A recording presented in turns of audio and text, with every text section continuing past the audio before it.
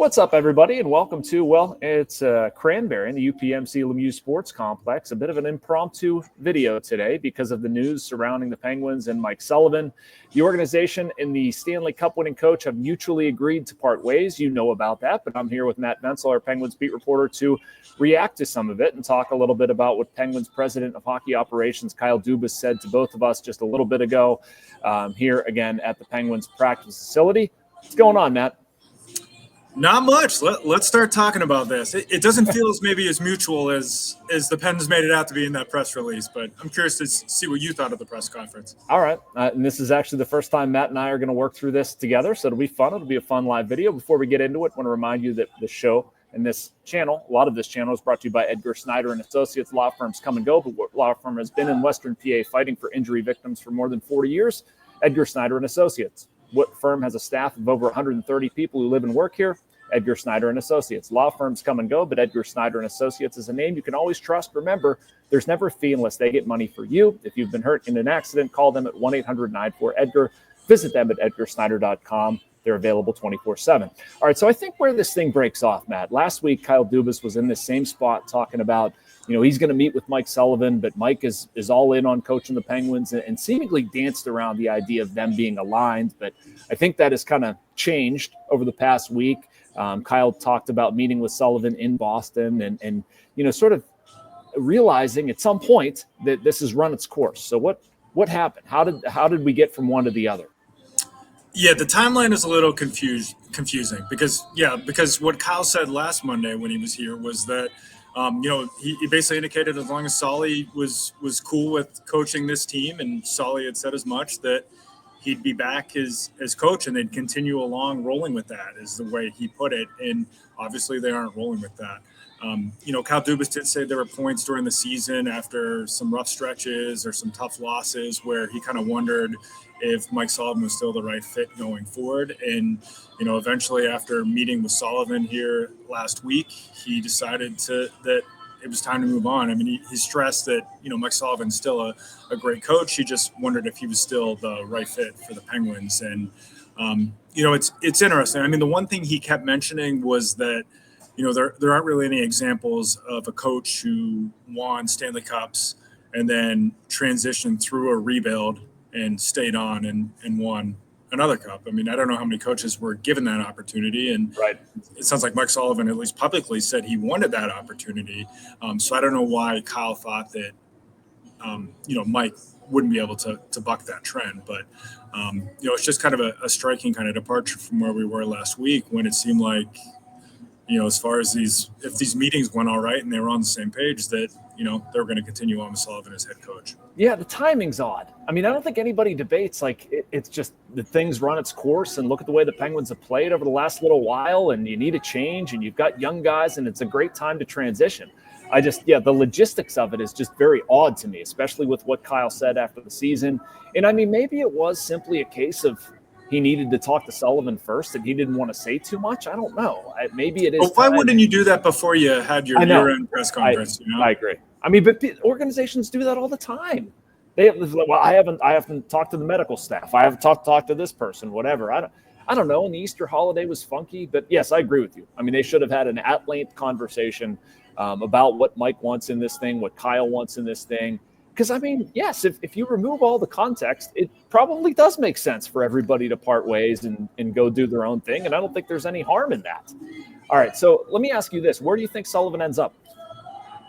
I mean, this isn't a gambling podcast, and I don't even really know how plus whatever works. I try to avoid betting, but I mean, it seems like more likely than not that he's going to be the next coach of the New York Rangers. I mean, the Rangers have been linked to him for really when they hired Lavalliette a couple of years ago. They were kind of eyeing Sullivan according to reports, and even last week the Rangers reporters I follow had Mike Sullivan on the list of leading the list of candidates to replace Lavalliette when the Rangers let him go. So that seems to be the most likely spot, but I'm sure there's a lot of teams that would want to bring him in. I mean, I believe Boston is probably going to have an opening. I know they already went there once with him, but that is one that would make sense, obviously, because of his Boston ties.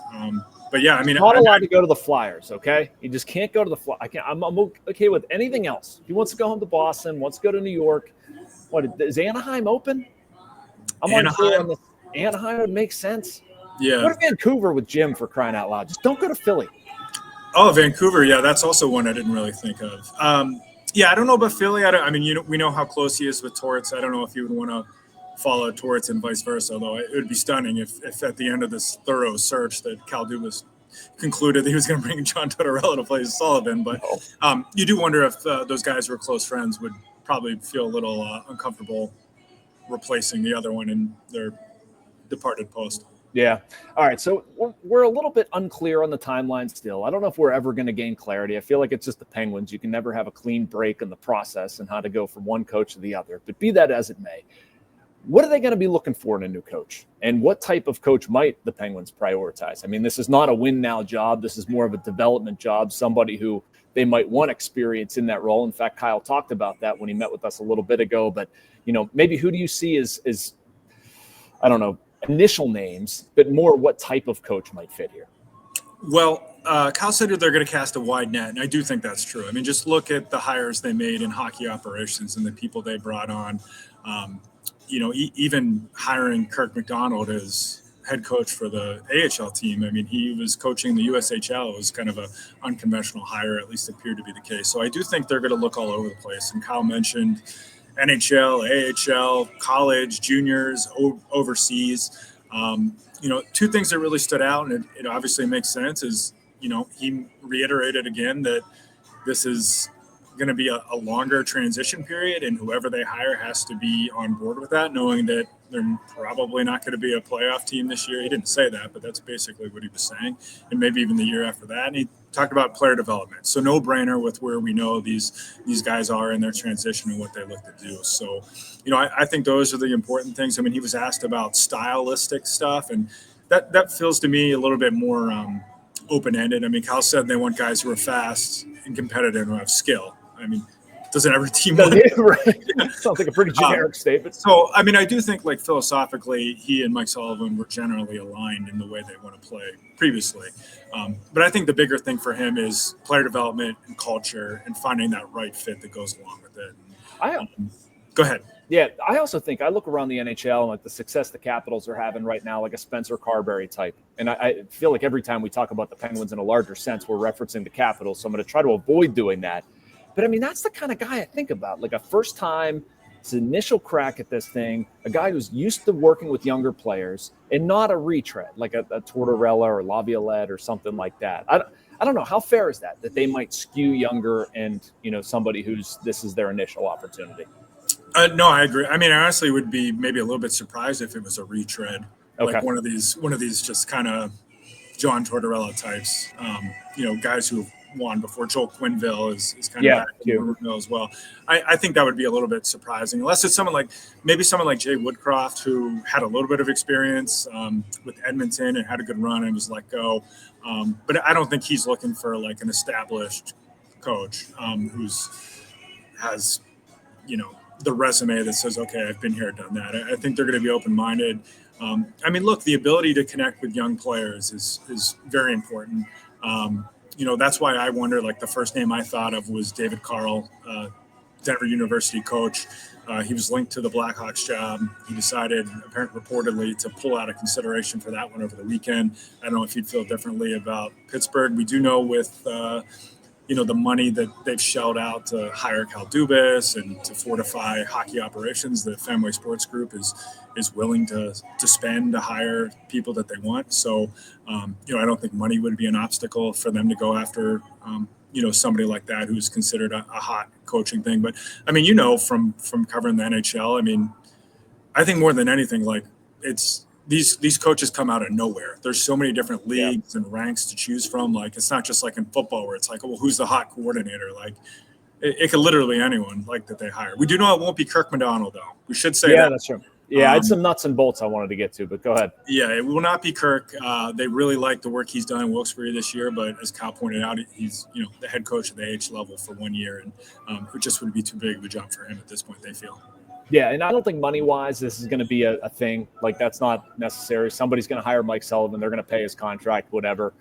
Not a big deal. As far as the coaches under Mike Sullivan on his staff, and Matt, you know this, I'm just informing people watching this video, Mike Vellucci, Ty Hennis, and Andy Chiodo are all free to pursue other opportunities. Kyle did say that if they want to hang here, he can basically guarantee them an audience with a new coach and all that stuff. So, I mean, those are some of kind of the implications or the bit of news items. And I want to wrap it up with this, Matt. I think this is the right time to do this. I have no issue. And I don't think Mike Sullivan should be looked at negatively. I think he should be looked at in a hugely positive light. But tossing it to you, what will you look back on with Mike Sullivan, and how should he maybe be appreciated by Penguins fans and the job he did here? Yeah, I mean, he won 2 Stanley Cups. That kind of speaks for itself. I mean, Kyle said they have 2 banners hanging here in this practice facility that he had a big hand in. And, I wasn't covering the team then, but, I'm from the area. I obviously know all about the history of the franchise. And, after the Penguins won that Stanley Cup in 2009, they had some rough playoff series, some disappointing ends. You started to wonder if they were ever going to get back there. Like, was it possible that Sidney Crosby and Evgeni Malkin and Kris Letang couldn't win the Stanley Cup again? And he came in along with all the great moves made by Jim Rutherford, and Sullivan obviously pushed all the right buttons during those 2 cup runs. So, everything that happened after that, I mean, he hasn't won a playoff series in 7 years, his final 7 years on the job. I think a lot of fans will kind of have that recency bias where they let that linger and, maybe affect how they feel about him. But I think you zoom out and you look at the 2 cups, you look at points percentage over 600 during the regular season during his tenure, and the relationships he had with their top players. And I think, you can make the case that he was the best coach in franchise history. He certainly has a lot of the coaching records in terms of longevity and things like that. Yeah, I mean, I was on the beat when we were going from Mike Johnston to God knows where. They were drifting along aimlessly, and here comes Mike Sullivan, instilled a way of playing, a confidence, changed everything about this team. And like I said earlier, I mean, I completely understand why it's the right move to make. I don't have any issue with it. And I think this to be true, he will be appreciated. And, the next time Mike Sullivan's back in Pittsburgh, it should be nothing but applause, like what this guy has done. He's been a pleasure to cover. I know you echoed those thoughts. And now we look ahead to the new coach and what happens next. So thanks so much. We should say real quick, I don't know if we got on the timeline, but it seems like this could take a little while. Oh, thank you. Thank you. Yeah, yes. Kyle indicated that over the next month they're going to do video interviews, and obviously there's NHL and AHL teams that are still playing, and they're interested potentially in people on their staff. So he did indicate that this could be a little bit more of a slow burn. So, I thought I was going to enjoy my summer. I was supposed to be grabbing Mad Mex burrito and a margarita with my mom today, but apparently we're going to have to put that on hold for a bit because this could take a while. All right. Good stuff. Well, thank you so much for joining me. Make sure you like and subscribe, all of you people watching or listening. You get all of this content and so much more from our Post-Gazette YouTube channels and North Shore Drive podcast networks. I don't know. Maybe we'll be back on here a little bit more this summer. It might be a busier summer than many anticipated, but it'll be fun nonetheless. So check that out, and we'll be back with more content from Cranberry and all of your Penguins beat and all of your beats soon. Peace, everybody.